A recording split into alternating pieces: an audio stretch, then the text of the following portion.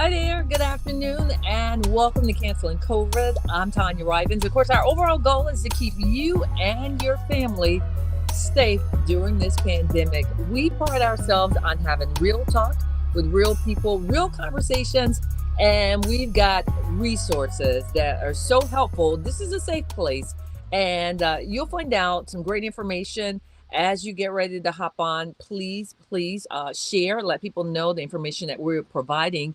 It is targeting our community and the entire community. But I will say we have some conversations that typically you're not going to hear on other outlets. Of course, we're addressing your concerns and your questions. We invite you to hop in our chat and share any concerns or questions you might have. I have to always make sure I acknowledge those that support us. I'm talking about Mecklenburg County Public Health. That's mecnc.gov. Again, mecnc.gov. We're so grateful for their partnership. And you can always call them if you have any questions or if you're in a situation trying to just figure it out because it's a lot to navigate. You can always reach out to Mecklenburg County 980-314-9400. 980-314-9400. I'm in here moving and shaking and baking, making sure that everything is moving along. And of course, my producer keeps me on task as well. Also, thank you to Groundwater Solutions, Dr. Tracia Black, so supportive and working in the community. To them, we also want to acknowledge and say thank you for your support. New developments are happening on COVID-19 as far as the booster shots.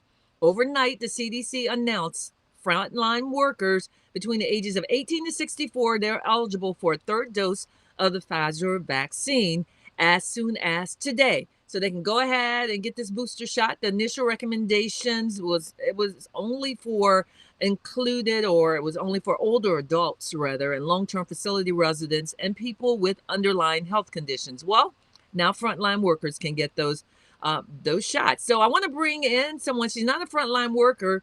I know her very well, near and dear to me, and she's actually retired. And I wanted to bring on Miss Dia Rashid. I'm not sure what's happening with her screen right now. There she is. Well, we'll get her back up. I kind of called her, pulled her in last minute because I thought her conversation would be great. There she is. It's my mother in love. So good afternoon. How are you? Good. How are you? Doing fantastic. So, I wanted to bring you in because we talk often about this what's going on with COVID vaccine, and you are retired. I've already mentioned that. And one of the things I want to start off the gate is you are now fully vaccinated, but initially you were a little bit hesitant. Why? Well, I think it's because it wasn't approved yet.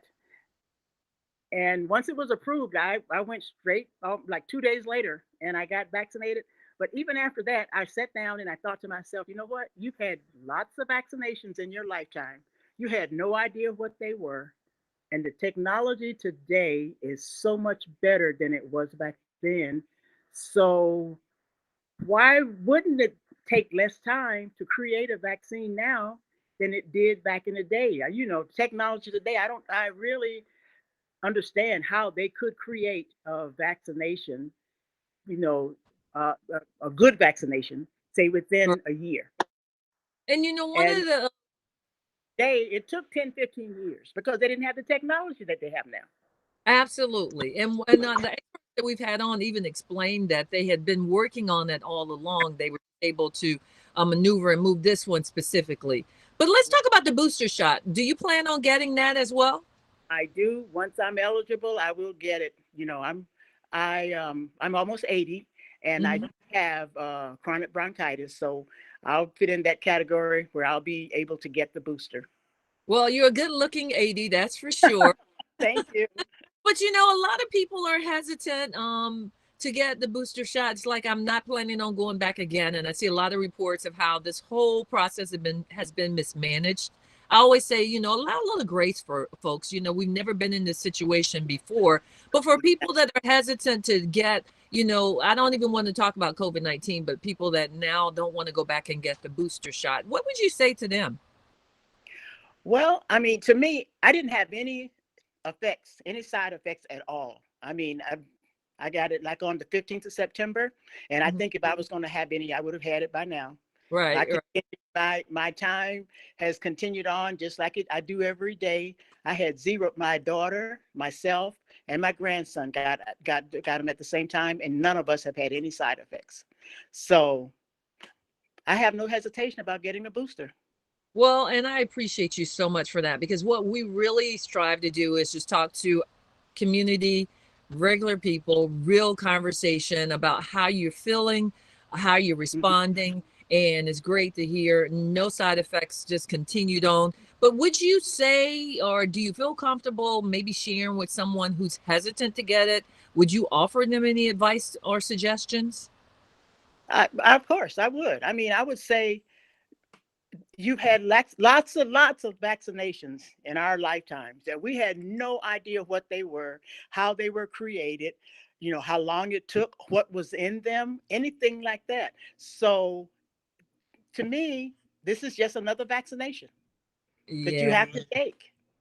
Well, I certainly appreciate you sharing that. Is there anything else you'd like to share as we see people hopping on? Miss Erica Simonton Beatty, good afternoon. Also, Connie Green, hello. And we're trying really just to educate our community. We're not trying to force anyone. We really encourage them to get the facts. That's why Mecklenburg County Public Health says, hey, call us up if you got questions.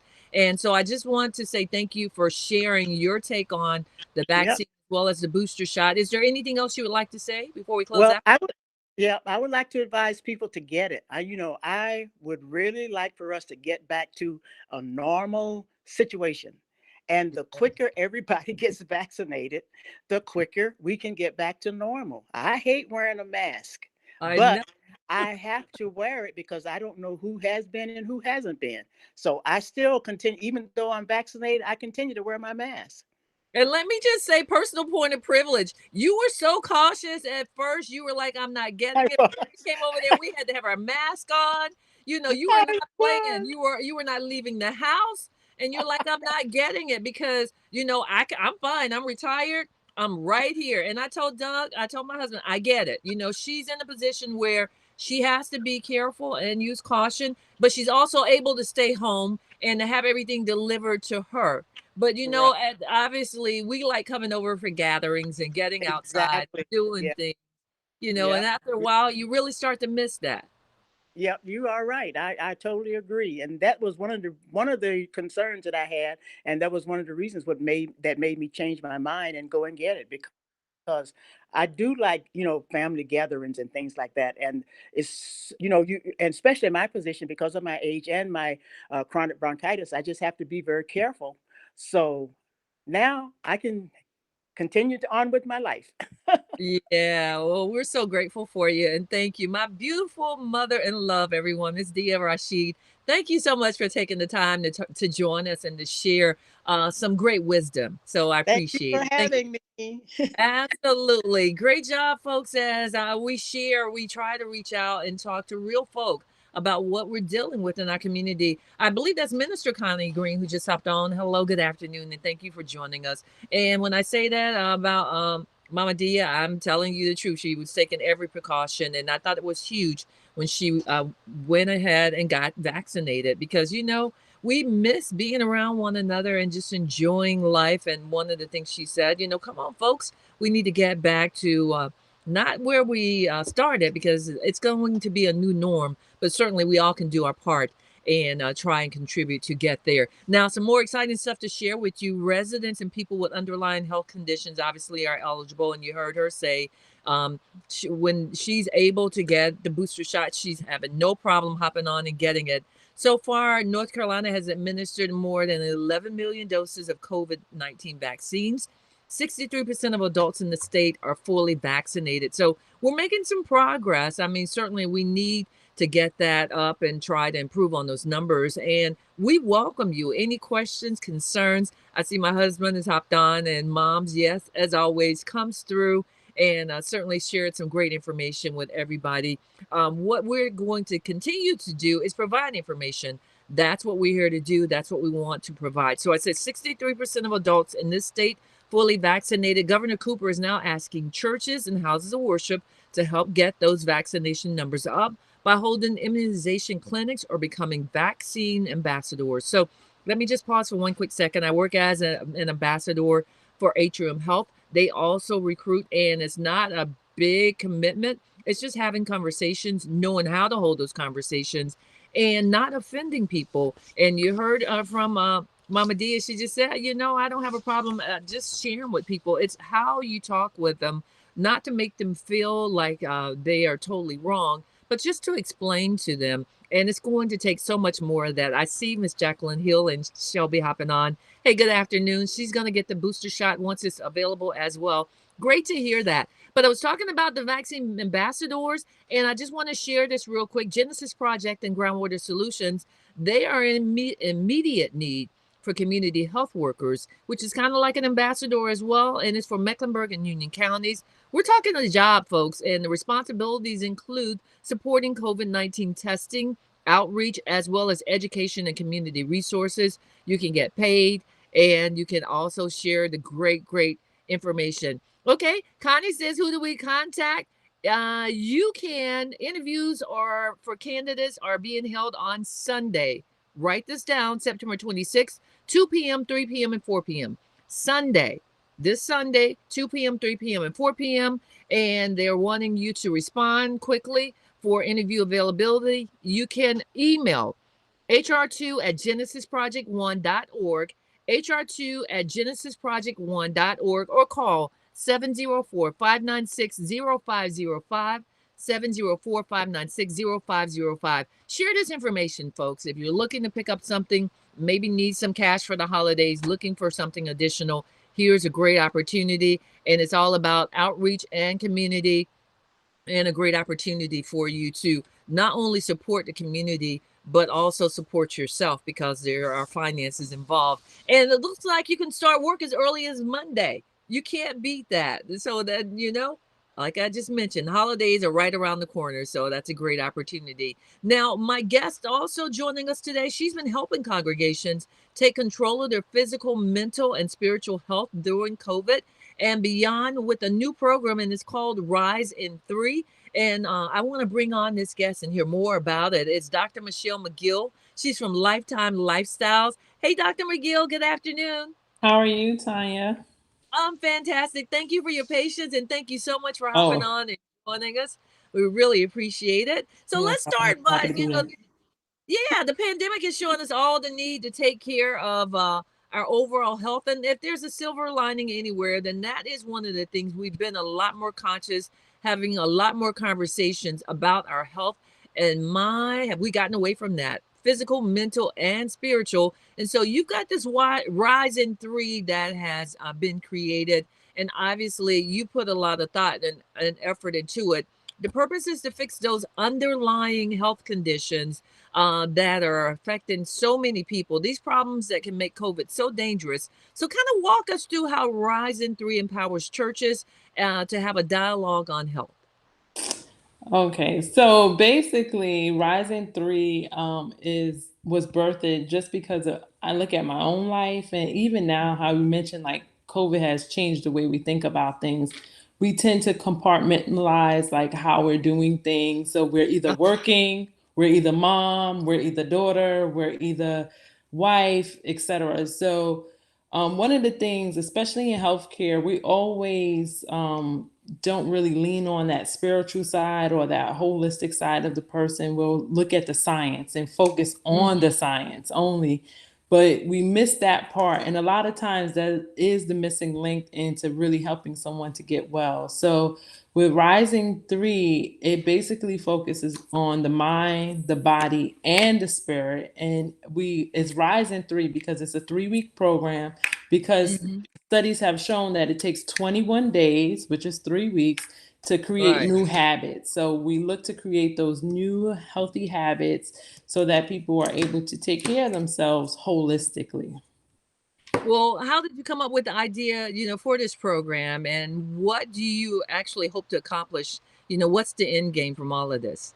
So, like many churches, my church as well, when COVID hit, it was pretty sudden, and we had to figure out ways to still be engaged and still be able to connect with each other and still serve the membership. So, a Mhm. lot of that technology portion landed, I want to say, on us middle younger generation, because I'm a little older than most too, but I had a better understanding of it than say some of our older members. But in that process, learned that, okay, well, we can still have those engaging and fulfilling and spiritual um, activities, even though it's Right. virtual. So that's Yeah. basically how it went. And then as we started to see that COVID was taking a toll on the community, it was like, okay, what else can we do in order to serve the congregation and the community better? So And there you have you. And that's so important. That's what another issue that we've all had to address is get creative and probably come up with things that we never would have thought that we had or that we could do. So that's great to hear. So, what comes to your mind when you see the COVID numbers and how the pandemic has disproportionately affected communities of color? So for myself, knowing what I know and that this has always been working towards ending health disparities has been where I've been at since I've been in practice for the last 11 years. So Uh-huh. I wasn't surprised. And Oh, it was that it was going to take something like this to really unmask it so people can really see what's really happening. And what it really means that to be affected by these chronic diseases, what it really will mean for the community. So it wasn't surprising to me, but it still was devastating. absolutely. Dr. McGill, you say it's not surprising when you think that it took this to get our attention, but is it really getting our attention? Because we still have a lot of people in our community. We just heard from my mother in law. She's almost 80, and we know we've been vaccinated in the past. We know all of these, but there are still people that are just holding out saying, I'm not going to do it. Well, when it comes to the vaccine and COVID, um, I think that we're looking at that a little. I don't want to say wrong, but we're looking at it in respect. When we look at the vaccine is meant to be a sandbag, and we're in hurricane season, so a lot of people can understand this, that the sandbag is not going to keep the water from coming, but it Oh, will slow the water down, and it will help to create some of a dam, so to say, to help protect.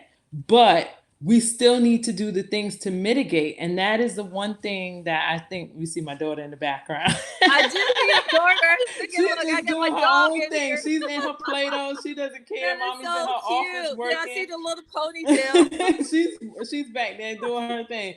But Oh, hey, cutie pie. so we need to make sure that yes, people are getting vaccinated, but we're still having those conversations that the vaccine is not here to fix anything because they're still trying to figure out what exactly are the limitations of the vaccine. So we still have to wear our masks.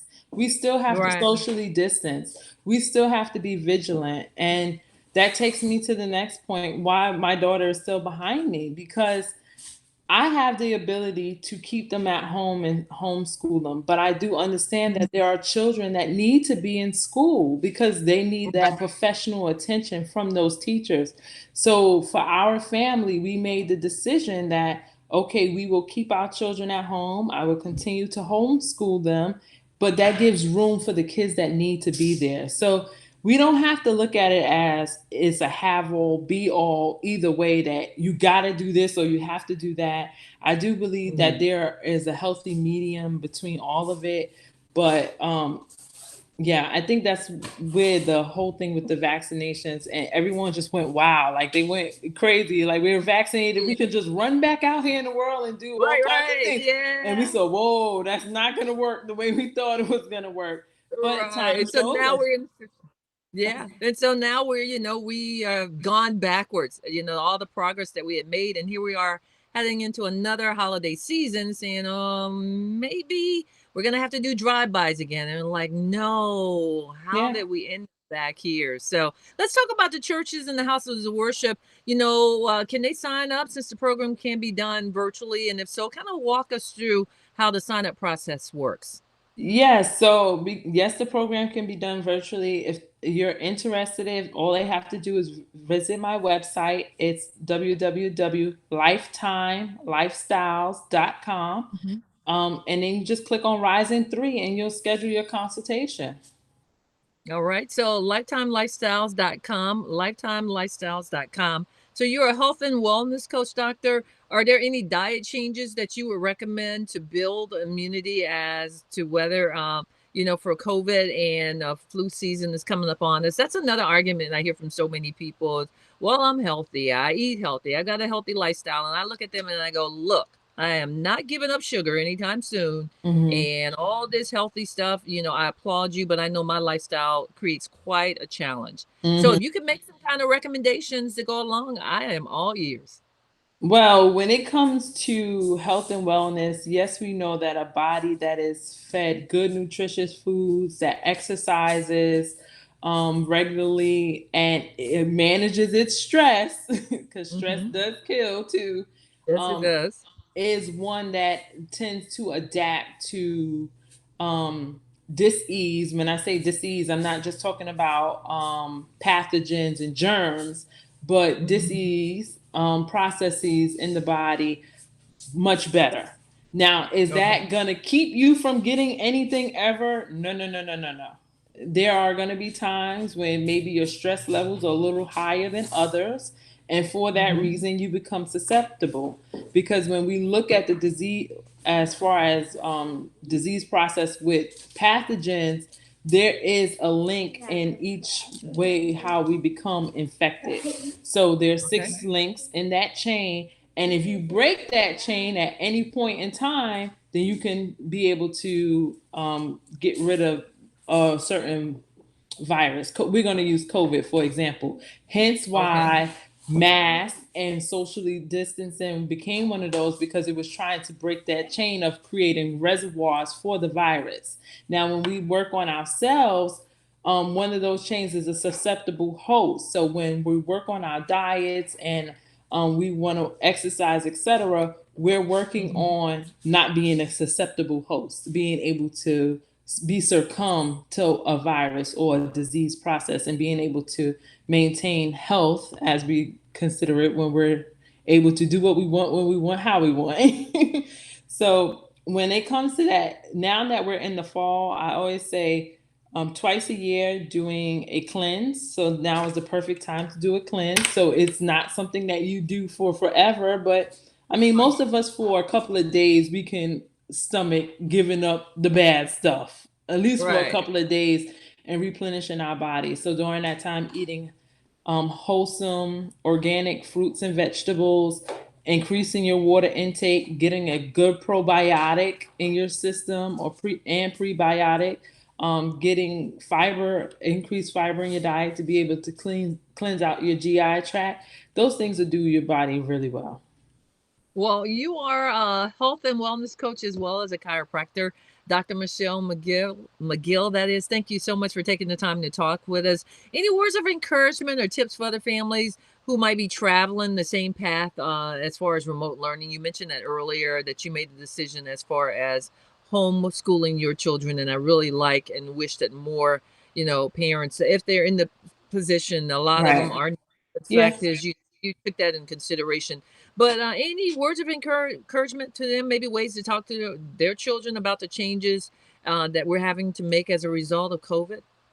Well, I definitely say one of the biggest things that was helpful to me was getting into support groups. So there are a lot of groups out there, because again, we went from regular school to all of a sudden we were in this homeschool environment, and I just Hmm. took that time to kind of learn and to see what things work for certain persons, etc.